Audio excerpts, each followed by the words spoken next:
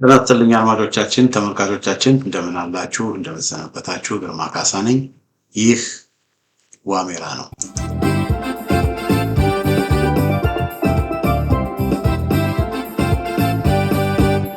በቅዱስ ገብርኤል በዓል አለ ሐምሌ 19 ቀን የሚከበር የቅዱስ ገብርኤል በዓልን በተመለከተ የኢትዮጵያ ኦርቶዶክስ ቤተክርስቲያን ሊቀ ጳጳስ ብፁዕ አቡነ ማትያስ መልእክት አስተላልፈዋል በዚያ መልእክታቸውም በተለይ በወሎ ቀጠና በገዳማት ላይ የተፈጸመውን አስመልክቶ የሰጡት በጣም ጠንካራ መልእክት አለ እሱን ይዤላችሁ ቀርባለሁ እንግዲህ የጎንደር የብፁዕ ወቅዱስ ፓትርያርክ አቡነ ጴጥሮስ ያስተላለፉት መልእክት በጣም ልብን የሚነካ ነው አድማጮቻችን ተመልካቾቻችን ያው አገዛዙ እንደምታውቁት በብዙ ቦታዎች በብዙ ቀጠናዎች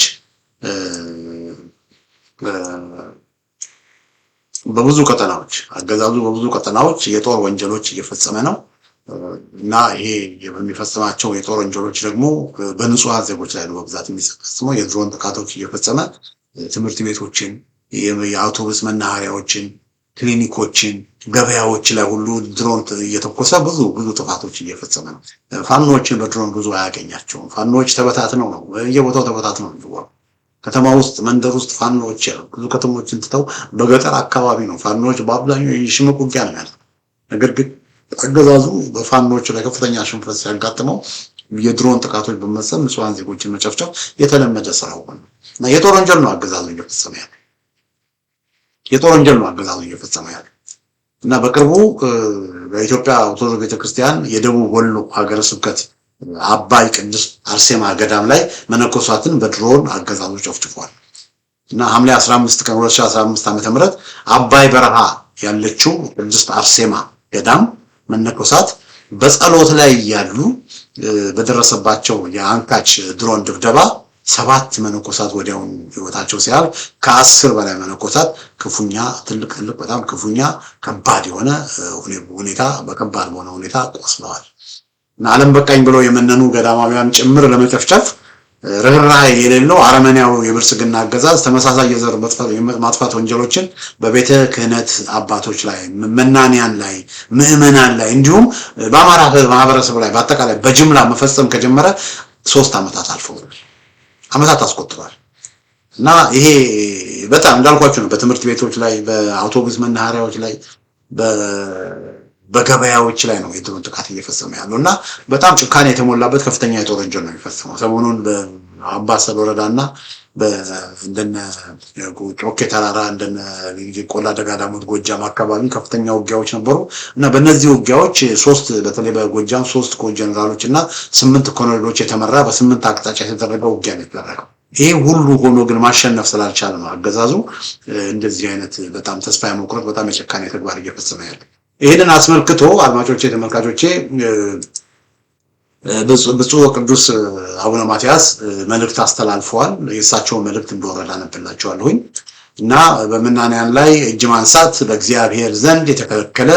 በታሪክ ፊትም የሚያሳፍር ድርጊት ነው ሲሉ ነው እንግዲህ በመነኩሴዎች ላይ በገዳማውያን ላይ የተፈጸመውን ጥቃት ያወገዙት አባታችን ብዙ ወቅዱስ አቡነ ማትያስ ቅዱስነታቸው እንግዲህ በወቅታዊ የቤተክርስቲያን ጉዳዮች ላይ የቅዱስ ገብርኤልን ንግስ በዓል ሐምሌ 19 በአስመልክቶ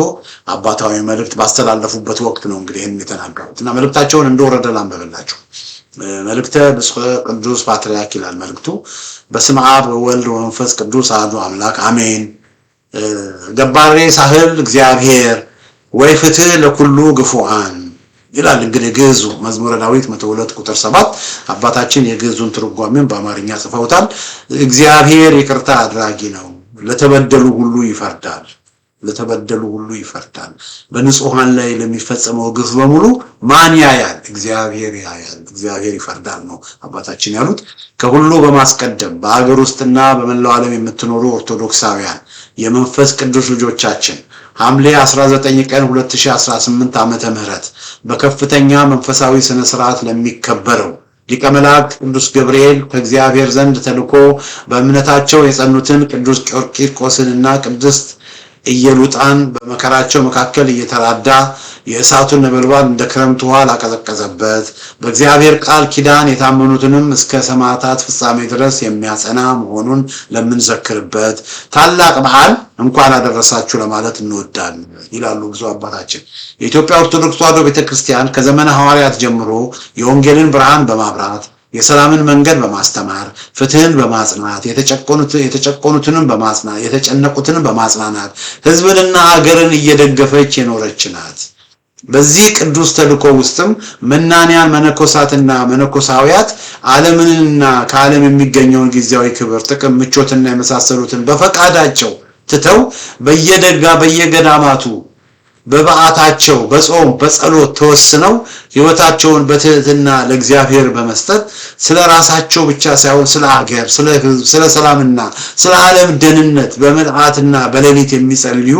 የምድራችን በረከቶች ናቸው። መስቀልን በተሸከሙ ጸሎትን መከታ ባደረጉ ለፍጥረት ሁሉ ምሕረትን በሚለምኑ ራሳቸውን ለመከላከልም ምንም አይነት ቁሳዊ ዝግጅት በሌላቸው በእነዚህ መናንያን ላይ እጅን ማንሳት በእግዚአብሔር ዘንድ የተከለከለ በታሪክ ፊትም የሚያሳፍር ድርጊት ነው ይላሉ ብፁዕ ወቅዱስ አቡነ ማትያስ አባታችን። የተወደዳችሁ የመንፈስ ቅዱስ ልጆቻችን በደቡብ ወሎ ሀገረ ስብከት በቦረና ወረዳ በጊዮን አባይ ገዳመ አስቄጦስ ቅድስት አርሴማ አቡነ አረጋዊና ቅዱስ ቂርቆስ የአባቶችና የእናቶች አንድነት ገዳም ሐምሌ 15 ቀን 2018 ዓመተ ምህረት በተፈጸመው ጥቃት የመናንያን የመነኮሳውያት ሕይወት በግፍ መጥፋቱን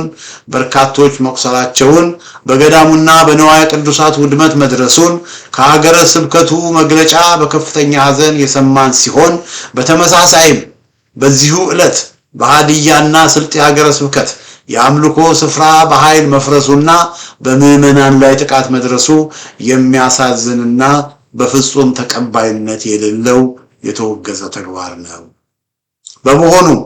የጸሎት፣ የትምህርት፣ የሰላምና የመንፈሳዊ እሴት ማዕከል የሆኑትን ገዳማት መጠበቅ የአንድ የሃይማኖት ጉዳይ ብቻ ሳይሆን የሰው ልጅ ክብርን፣ የሕግ የበላይነትንና የሀገርን ሰላምን የማስጠበቅ ኃላፊነት ያላቸው በየደረጃው የሚገኙ ባለስልጣናትና የሕግ አስከባሪ አካላት ጭምር እንደመሆኑ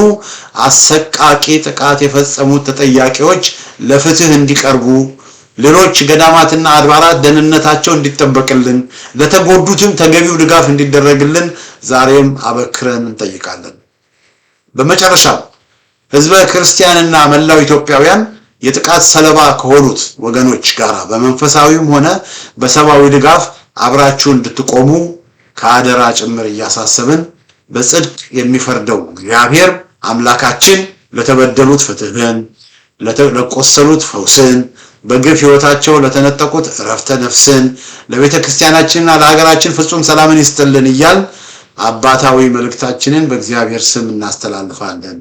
እግዚአብሔር አምላክ ኢትዮጵያንና ህዝቧን ይባርክ። ወስብሐት ለእግዚአብሔር አሜን ይላሉ እንግዲህ አባታችን ባስተላለፉት መልእክት። እዚህ ጋር እንግዲህ ያው በህዝብን መጠበቅ ገዳማትን፣ ቤተክርስቲያናትን፣ መነኮሳትን መጠበቅ የመንግስት ኃላፊነት ነው። ግን ይሄ መንግስት ኢትዮጵያ ውስጥ ያለው መንግስት የወራበላ መንግስት ስለሆነ በድሮን ጥቃት ነው ቤተክርስቲያን ገዳም እንደሆነች እየታወቀ ገዳም ላይ ተኩሰው የጨፈጨፉ እና እንዲህ አይነት የጦር ወንጀሎች ነው የሚፈጽሙት። ይሄንን ድርጊትም ብፁዕ አቡነ ማትያስ መስቀልን በተሸከሙ ጸሎትን መከታ ባደረጉ ለፍጥረት ሁሉ ምሕረትን በሚለምኑ ራሳቸውን ለመከላከል ምንም አይነት ቁሳዊ ዝግጅት በሌላቸው በእነዚህ መናንያን ላይ እጅን ማንሳት በእግዚአብሔር ዘንድ የተከለከለ በታሪክም ፊት የሚያሳፍር ድርጊት ነው። አረመኔያዊ፣ አጋንንታዊ፣ ሰይጣናዊ የሆነ ድርጊት ነው እና እንዲህ አይነት ድርጊቶች ደግሞ የተለመዱ ናቸው ወገኖች። እና አዲስ አበባ ያለው አገዛዝ እንግዲህ በአንድ በኩል ምክክር ውይይት እያለ በሌላ በኩል ግን እንዲህ አይነት ወንጀሎችን እየፈጸመ ያለው ወሮበላ ቡድን ነው። ያ ብቻ አይደለም አድማጮቼ፣ ተመልካቾቼ፣ በዚህ ጋራ ብፁዕ አባታችን እንደተናገሩት በወሎ በአገዛዙ በነ ይልማ መርዳሳ የተፈጸመው ብቻ ሳይሆን እንደዚሁ በስልጤ በደቡብ ክልል ነው የሚባለው በስልጤ አካባቢም እንደዚሁ ቤተክርስቲያኖች ተቃጥለዋል።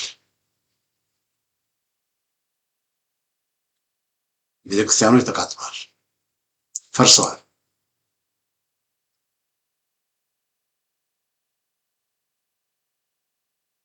እና በሃዲያና ስልጤ ሀገረ ስብከት እንግዲህ በሃዲያና ስልጤ ሀገረ ስብከት እና የአምልኮ ስፍራ በኃይል ፈርሷል። እግዚአብሔርን የኢትዮጵያ ኦርቶዶክስ ቤተክርስቲያን እንግዲህ እዛ ስልጤ የሚባለው አካባቢ ወገኖች ስልጤ የሚባለው አካባቢ ሀዲያና ስልጤ የሚባለው አካባቢ ምንድነው መሰላችሁ? ወሃባውያን የሚባሉ አክራሪ ሙስሊሞች የበዙበት ቦታ። ይሄ ስልጤ ዞን የሚባለው ማለት ታላባ ነው።